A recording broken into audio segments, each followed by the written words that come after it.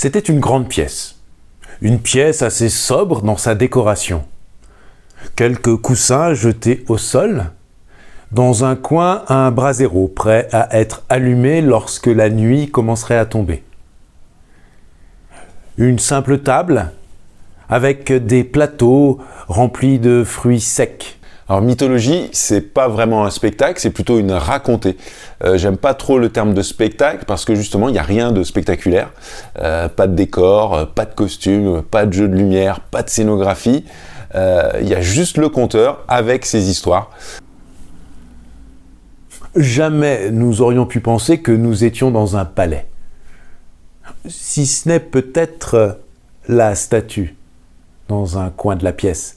Une statue en or finement ciselée, représentant une jeune fille.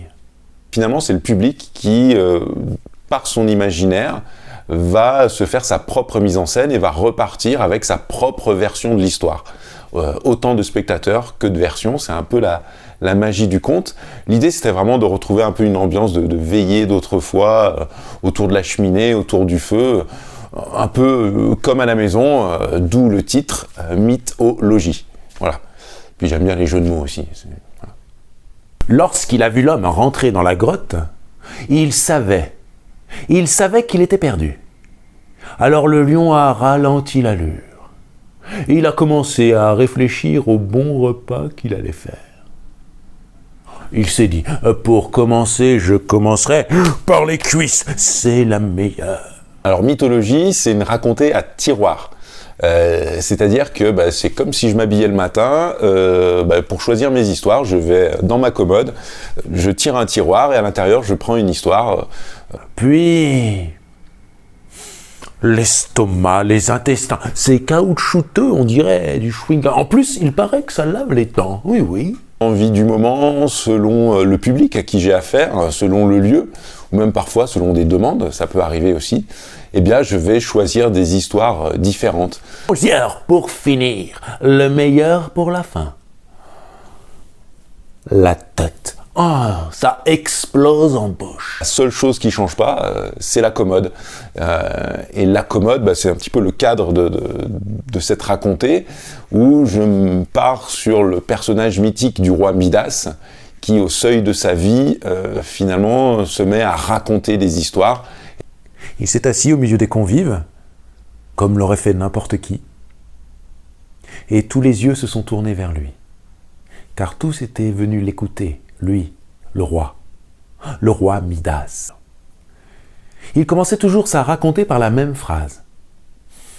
Mes amis, si un jour, un dieu ou une déesse vous apparaît, si ce dieu ou cette déesse vous propose un vœu, quel vœu choisiriez-vous ? Alors pourquoi la mythologie ? Parce que ce sont des récits universels en fait, qui nous parlent à tous, encore et qui sont finalement très modernes.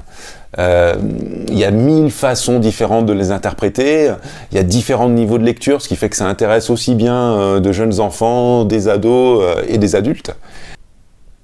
Il regagna son palais, toucha les colonnes qui devinrent aussi dorées que le reste. Les portes devenaient en or, tout ce qu'il touchait devenait en or. Quel choix se faisait-il ? Il allait être l'homme le plus riche de la terre. Les personnages, ces dieux, ces déesses, ces héros, ces monstres, ce sont, moi j'appelle ça des humains augmentés. C'est une version plus de nous-mêmes, où toutes les émotions, les comportements sont exacerbés.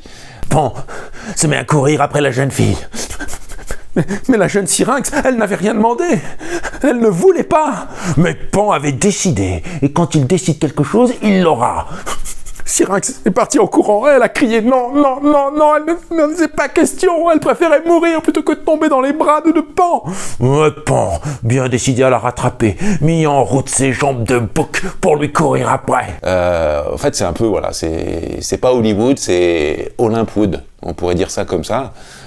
Et pendant ce temps-là, il a assuré ce qu'on ne pourrait appeler aujourd'hui le service après-vente.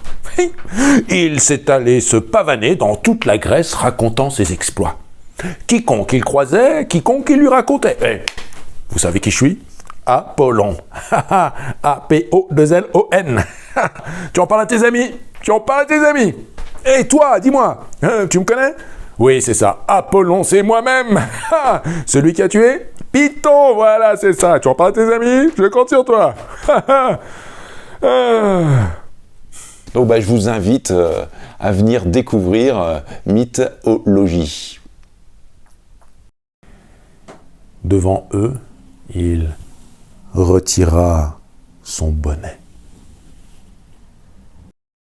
Et ça s'est passé comme ça, et pas autrement.